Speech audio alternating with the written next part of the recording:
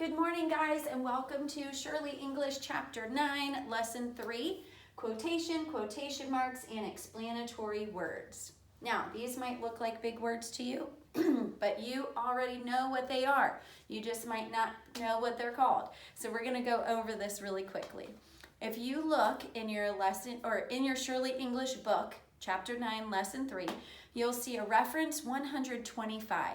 That gives you the definition of each of these words. A quotation, it says, are the exact words spoken by someone. A written quotation is identified with quotation marks. These are the special punctuation marks placed at the beginning and the end of a quotation to let you know the exact words of the speaker. Okay, so you've already seen these as you have read through books. Books will let you know who is saying something and what it is that they're saying, if it's their exact words. We use explanatory words to give information or to explain who is saying the quotation and how they are saying the quotation. Okay, so Tracy said, I hope I can catch a fish. Now, you'll notice this is not ready. This is not correct. There's a lot of errors in this statement, and we'll get to that in just a minute. But first, I just want to show you that said is an explanatory word. It tells us that Tracy is the one speaking, and it tells us that she said it. She could also yell it, or whisper it, or scream it, or sing it. Any of those things. So an explanatory word gives us an explanation or explains who says the quote and how they say it. Okay, so what we're going to work on are the 4 steps to punctuating an ending quote. By an ending quote, what we mean is that we start with an explanatory word or phrase, and then we get to the quotation. So the quotation is at the end of our sentence, okay? In an ending quotation, the quote is at the end of the sentence and the explanatory words are at the beginning. You will use 4 steps to punctuate an ending quotation. So let's go through those 4 steps. The first step is to place quotation marks at the beginning and the end of what is being said. So if Tracy said, I hope I can catch a fish, she said, I hope I can catch a fish, and here are our quotation marks. Then we're going to put an end mark at the end of the quote before the quotation marks. Okay, so it's going to go inside the quotation marks. This is a declarative sentence. I hope I can catch a fish. So we're just going to put a period right there. There's our end mark.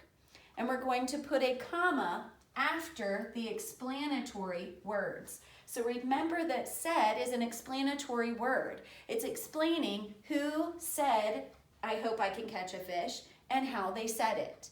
So all of this is step 1. All right, so then for step 2, we're going to capitalize the first word of the explanatory words. So Tracy is going to get a capital T. Now we already know that. We've already gone through our capitalization rules. So we know that first of all, the word in a sentence is going to be capitalized.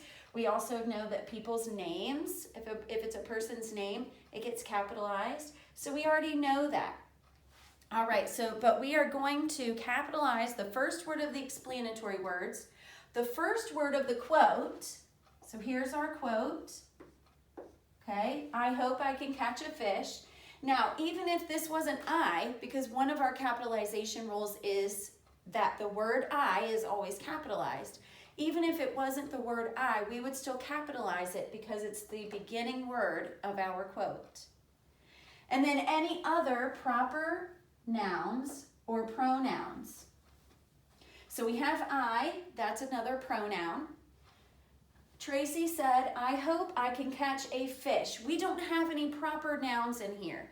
If it was a grouper or a hammerhead shark, then maybe we would capitalize those. But since we just have, I hope I can catch a fish, we're not going to capitalize those.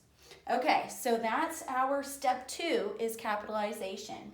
So our step 1 was punctuation, and what we were punctuating was our comma after our explanatory words, our quotation marks at the beginning and end of our quotation, and our end mark at the end of our quotation, but before our quotation marks.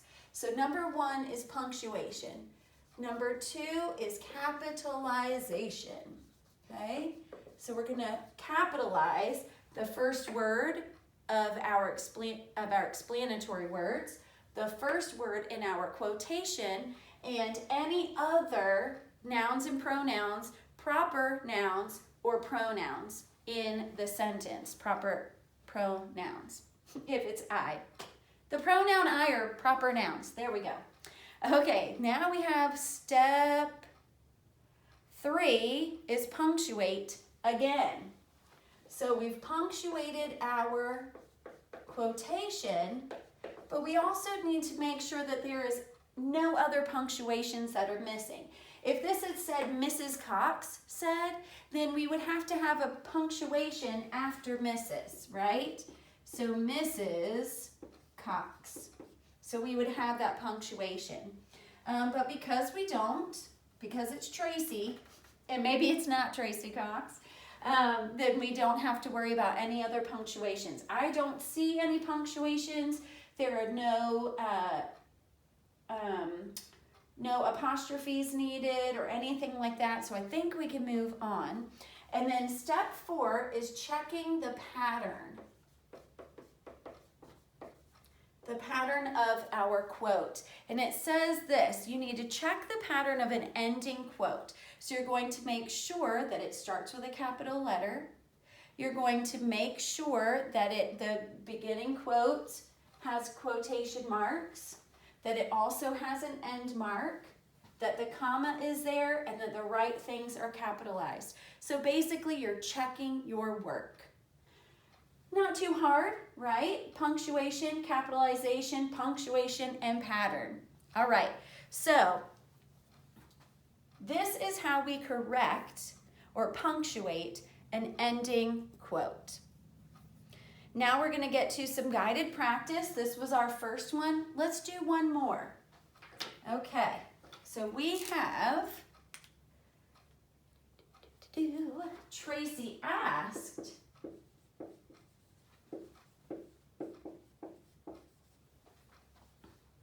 have you caught any fish? Have you caught any fish? All right, let's follow our 4 steps, and then I'm going to give it to you guys to complete your classroom practice. Let's do our punctuation first. First, what we're going to do is find our quotation. Tracy asked, have you caught any fish? So our quotation is, have you caught any fish? Then what we're going to do is put our comma after our explanatory words. Tracy asked, have you caught any fish? We also need a punctuation at the end of our quotation. This is an interrogative statement, right? Have you caught any fish? It's a question. So our question mark is going to come before our quotation marks. Okay, so we have just done punctuation. Now we're going to work on capitalization. We need to capitalize Tracy. First, because it is the beginning of our explanatory words. Second, it is the beginning of our sentence. Third, it is a proper noun. Then we need to go back and capitalize the first word of our quotation. Have you caught any fish? Nothing else needs to be capitalized, so we're going to go back or continue on with the punctuation of any other words, right? So this was when we looked at Mrs. Cox, or if we had don't and we had D-O-N apostrophe T, right? So we would have to add that apostrophe. And then we go back and look at our pattern. Does this look correct? Do we have our explanatory words separated by a comma and our quotation mark, or our quotation separated with quotation marks, an end mark? and capital letters yes.